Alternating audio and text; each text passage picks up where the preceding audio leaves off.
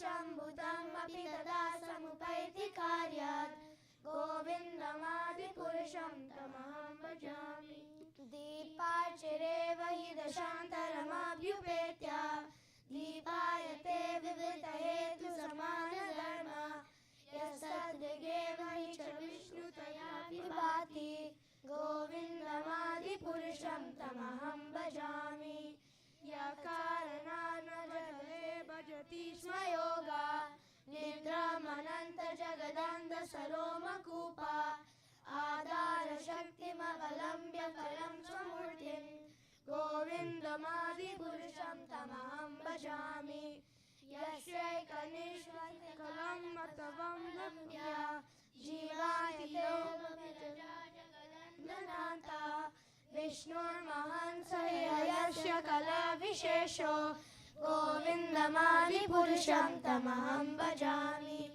वासाम्यनाश्मचकलेषु तेजा स्वीयं कियत् प्रकलये अपि तद्वदर्थ ब्रह्मार्य एष जगदान्धविधानकर्ता गोविन्दमादिपुरुषं तमहं भजामि यत्पादपालवयुगं विनिधाय कुम्भा द्वन्द्वे प्रणामसमये च गणार्धिराज विघ्नान् विहन्तुमलमस्य जगत्त्रयस्य गोविन्दमादिपुरुषं तमहं भजामि अग्निर्मही गगनमम्बुमरुदिशाश्च कालस्तथा मनसि जगत्त्रयाणि यस्मद्भवन्ति विभवन्ति विषष्टियं च गोविन्दमादिपुरुषं तमहं भजामि यक्षुरेश सविता सकलग्रहाणं राजा समस्तसुरमूर्तिरशेष तेज यस्य कालचक्रो गोविन्दमादिपुरुषं तमहं भजामि धर्मोत्तपापनिचया श्रुतयश्च ब्रह्मादिकीतपतदावृतिश्च जीवा यद्दातमात्रविभवा प्रकटाप्रभावा गोविन्दमादिपुरुषं तमहं भजामि यस्तोन्द्रगोपरेन्द्रमस्वकर्म बन्धानरूपफलभाजनमातनोति कर्माणि निर्दहति किञ्चित् भक्तिवाचम् गोविन्दमादिपुरुषं तमहं भजामि वाक्रोधकामसहजा प्रणयादिभीति वत्सयमोह गुरुगौरवसेयभावै संचित्य तस्य सदृशं तनुमा पुरते गोविन्दमादिपुरुषं तमहं भजामि श्रिया कान्ता कान्ता परमपुरुष कल्पतार्को द्रुमा भूमिश्चिन्तामणि गणमयीं तोयममृतं कान्तागानं नाट्यं गणनमपि वंशिव्यसखि चेदानन्दं ज्योति परमपि स यत्र शिरापि सर्वति सुरभिभ्यः निमेषार्धाख्यो भजति भजे Shweta द्वीपं तमहं प्रियागोलमित्यं विदान्तस्ते क्षितिविरलाचर कतिपये.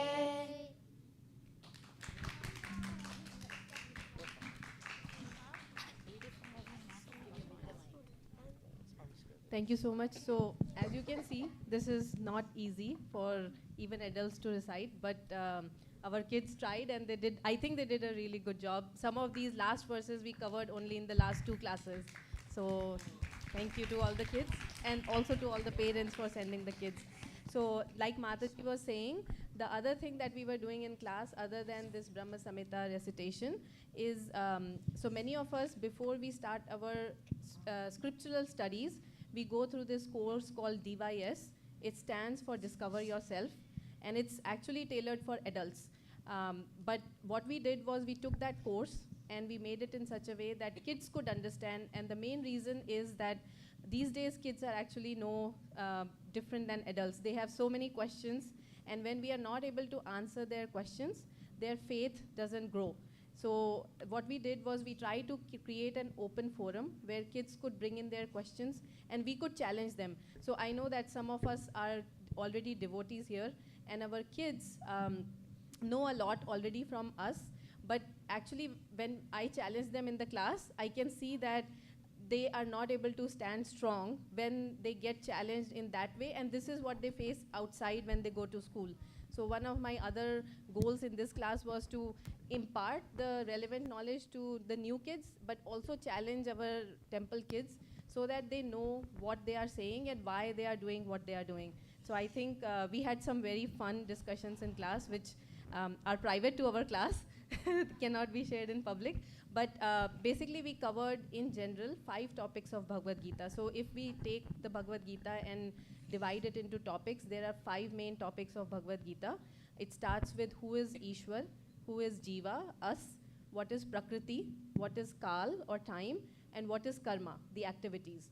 So the kids will now be explaining those 5 topics to us through their learnings and through what they learned in class. Ready?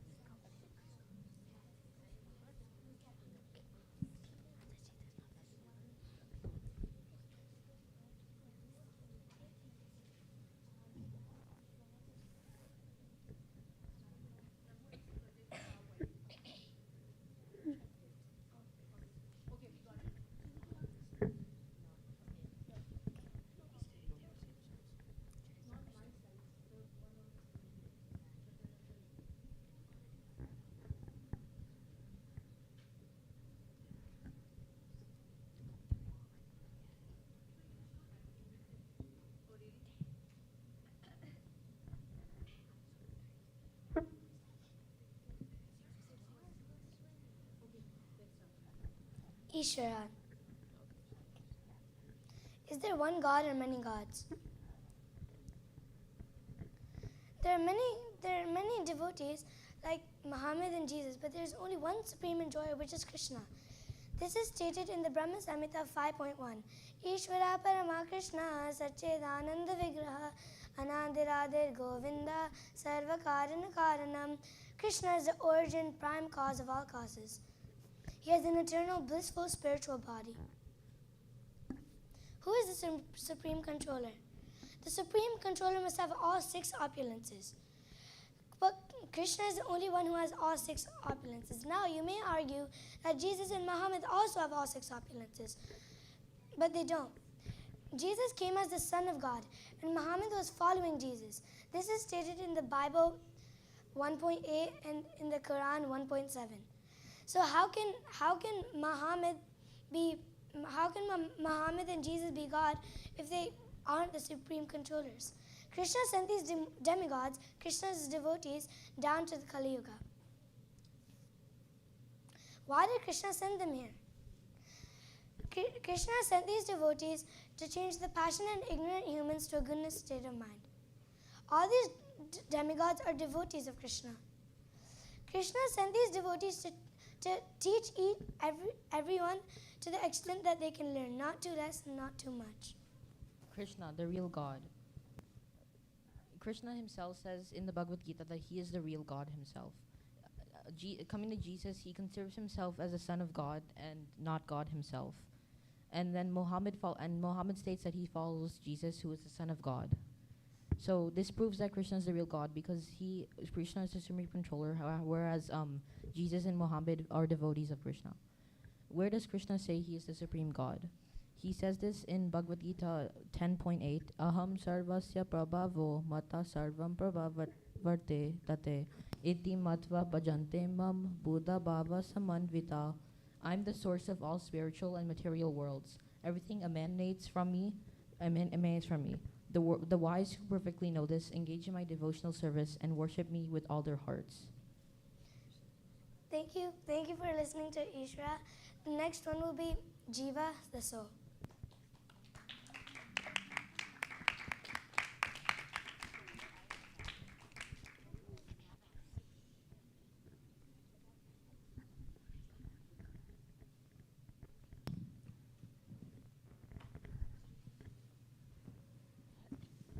So this is Jiva, the soul. What is the soul? We are the soul, not the body. The soul passes from one body to another, from boyhood to youth to old age. The soul similarly passes into a new body at the time of death. For the soul there is neither birth or death. So the characteristic of a soul is like it's always in a blissful state, and it's unperishable, undestructible, and unborn and eternal. The soul is always happy, but when it's trapped in the body, it's just like it just feels really trapped. That's why the new characters don't show off that well. And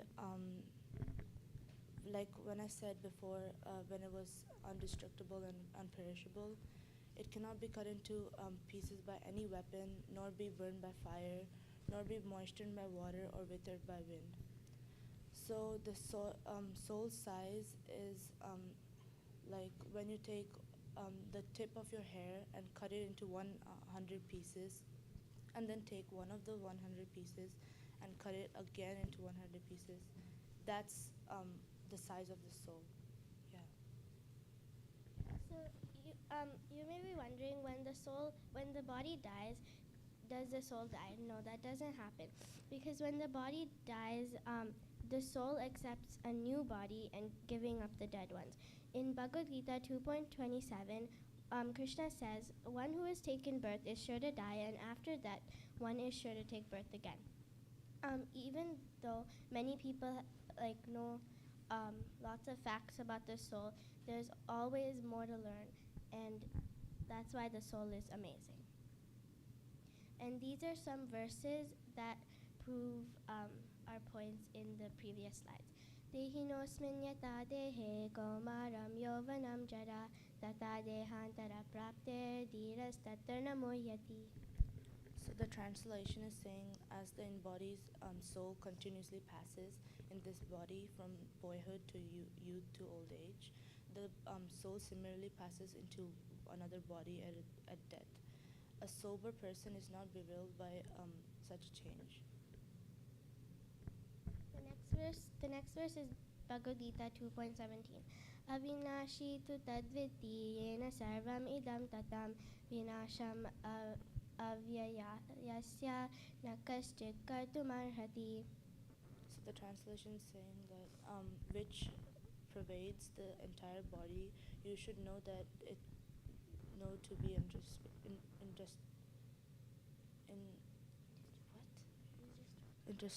indestructible.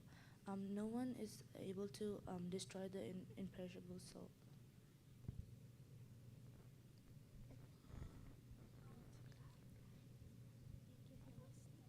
Thank you for listening.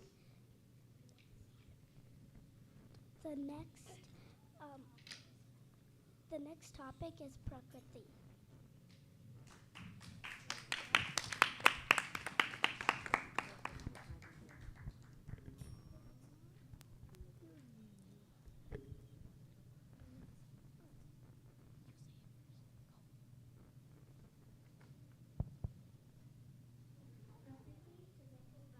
Daksha Shok. Today we will be talking about the definition of Prakriti. The definition of Prakriti is material manifestation. We will also be talking about the 4 real problems in this material. That created the world to be Dukalayam.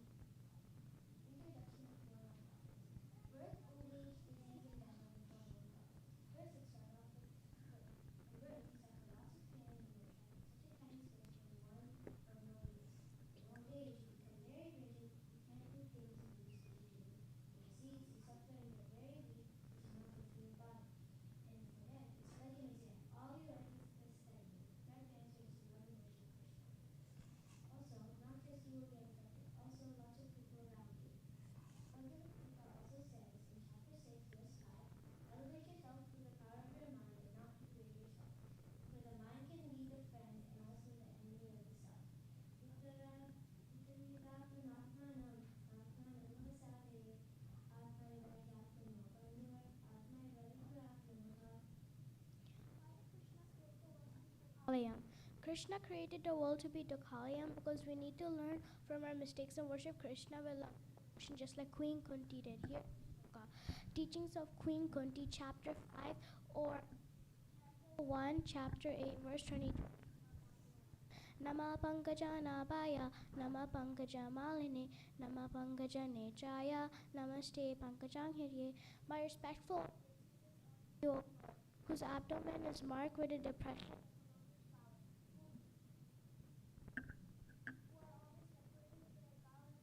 Flowers.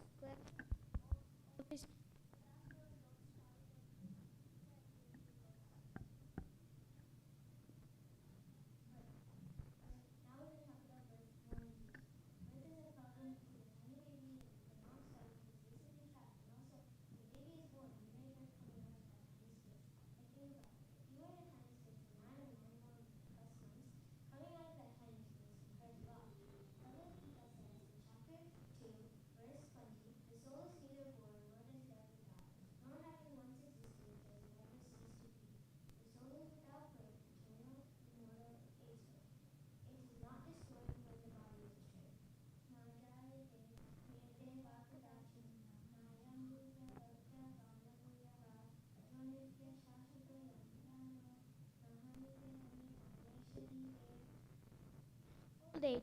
Old age is a problem because you lose all your strength and you're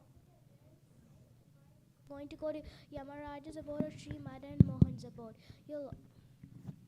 You may also get hearing loss, cataracts, refractive errors, back and neck pain, and more, which will lead to disease. Bhagavad Gita also says in chapter 7, verse 29, intelligent persons who are endeavoring for liberation from old age and death take refuge in me in devotional service. They are actually Brahmin because they entirely know everything about transcendental and fruitive activities.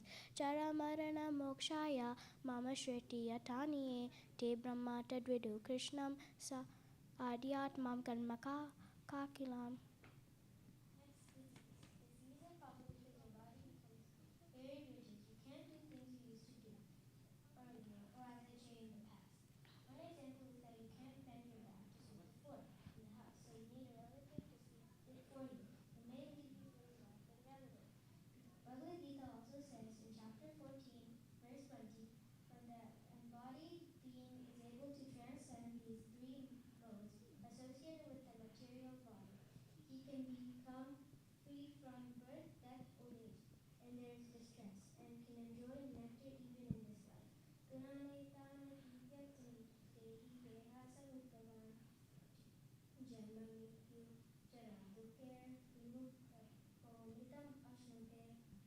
Debt. Debt is a problem because in debt, when you die, the people around you get affected more than you. Some people may even get left in depression, leading them to get bad habits, which is not good for them.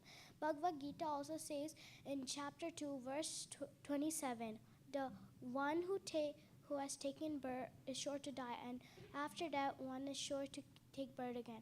3, 4, in the unavoidable discharge of your duty, you should not lament. Chatasya hi devo mristasi durvasya janma mrityasya tasmadapyaryate natam shoktam arihasi.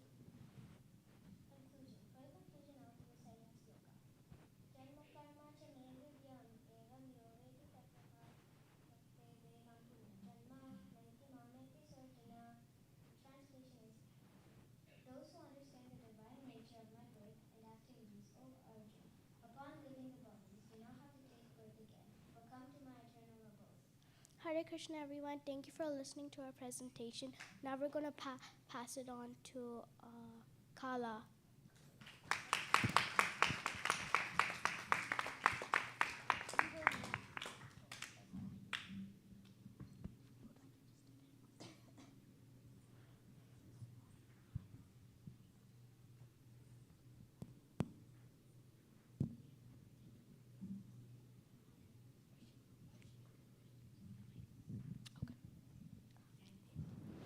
I'm Tejo, and so time time is precious. Oh, time is one of the biggest treasures because once you've used it, it's gone forever. We should use we should use time wisely for good things.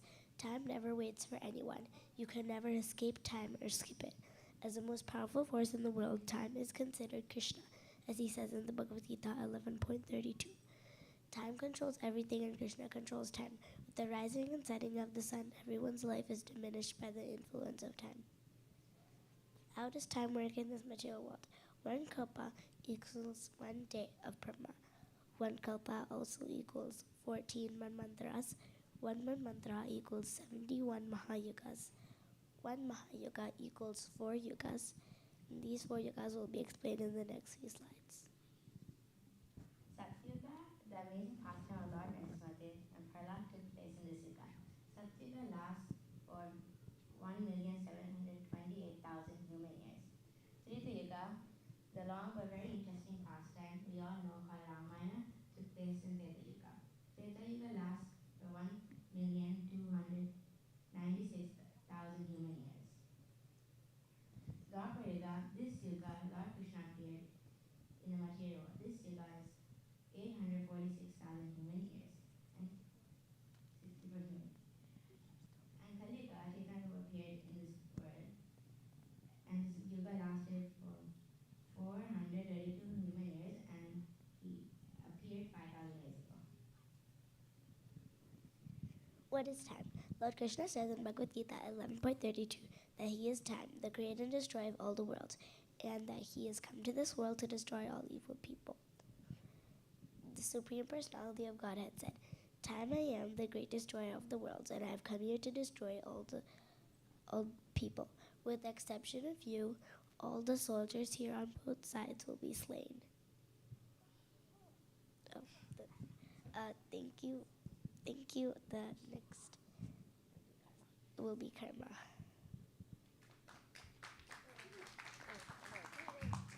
Why'd you take it out?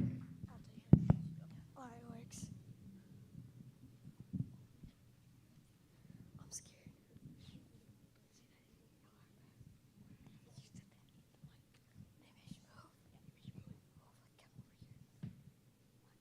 Come over here. You say your name first. Hare Krishna, my name is Rishi. My name is Pratyush. And my name is Nimish.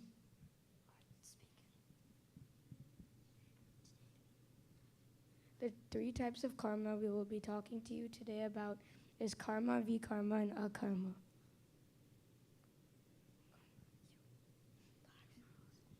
As per Bhagavad Gita 8.3, Shri Bhagavan Uvacha Aksharam Brahma Paramam Swabhavot Dhyatmam Uchyate Bhuta Bhavo Bhavodbhava Karo Visharga Karma Samjitaha. Okay, now it's the time for translation. So the translation of this sloka is action pertaining to the development of the material bodies of the living entities is called karma or fruitative karma. Fruitative activity. In the purpose of Srila Prabhupada explains when the living entity is in material consciousness, he has to take on various bodies in the material world, that is called karma, or varied creation by the force of material consciousness. It's me, right? Vikarma is when you do something that is opposed to the scriptures. For example, if the scriptures say not to eat meat and you eat meat, that is called vikarma. Vikarma is also when you are devoid of Krishna consciousness. In the purport of Bhagavad Gita, verse 3.15, it is mentioned that anything performed without the direction of the Vedas is called vikarma, or unauthorized or sinful work. Therefore, no one should always take direction from the Vedas to be saved from the reaction of work. Akarma, activity that does not have any reaction. As per Bhagavad Gita 4.14, karmanya karmaya pashyed akarmani cha karmaya sabuddhiman manusheshu sayukta krishna karma krit. Translation: one who sees inaction in action and action in inaction is intelligent among men, and he is in the transcendental position, although engaged in all sorts of activities. In the purport, Srila Prabhupada explains, a karma means without reaction to work. If you are engaged in Krishna conscious activities, you will have no reaction to work, reaction to all the actions. This is called a karma. Also, an example of a karma is when Arjuna went on the battlefield of Kurukshetra. He didn't want to fight because of all the relatives on the other side. And he was also worried that if he killed them, he would get a lot of bad karma. But Krishna told him that on my behalf, you have to fight as your duty as a Kshatriya. So that's an example of a karma. In conclusion, karma is the reaction you get after doing an activity. Vikarma is when you do something that opposes the scriptures. Akarma is when you do Krishna conscious activities. There is no reaction.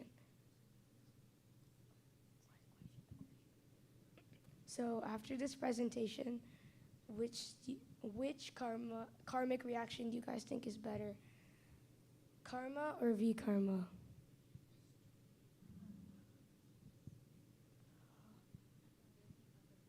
Well, that's correct. Thank you.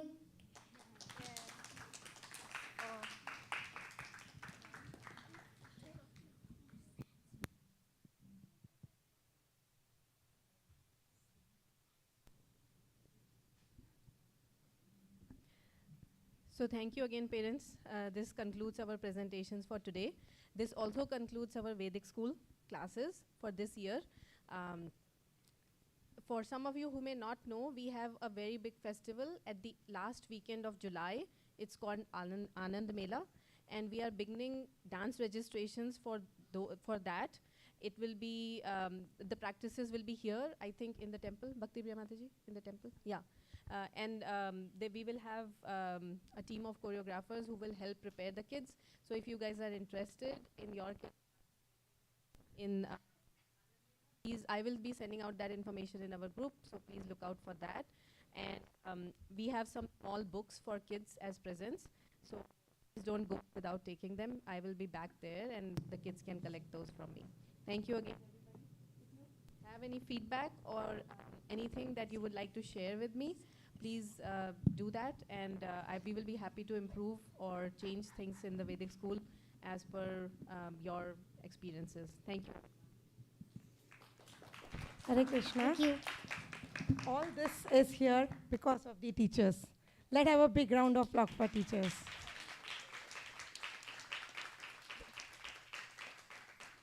I would like to invite Damodar Prasad Prabhuji to give a token of appreciation for teachers. Small thing from Vedic Cultural Center.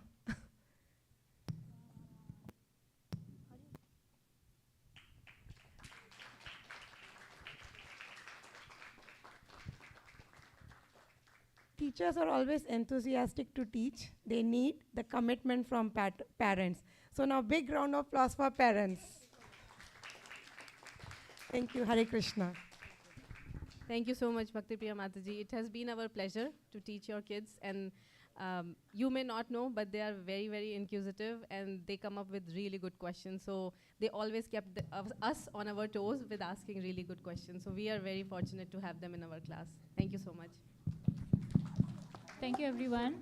One thing that I would like to share, I myself did not memorize the Brahma Samhita at the beginning, but by teaching these kids, I got an opportunity to memorize and learn Brahma Samhita myself. So I really have to thank these kids and Vedic Cultural Center for giving me this opportunity to work with these kids. Thank you so much. Hare Krishna.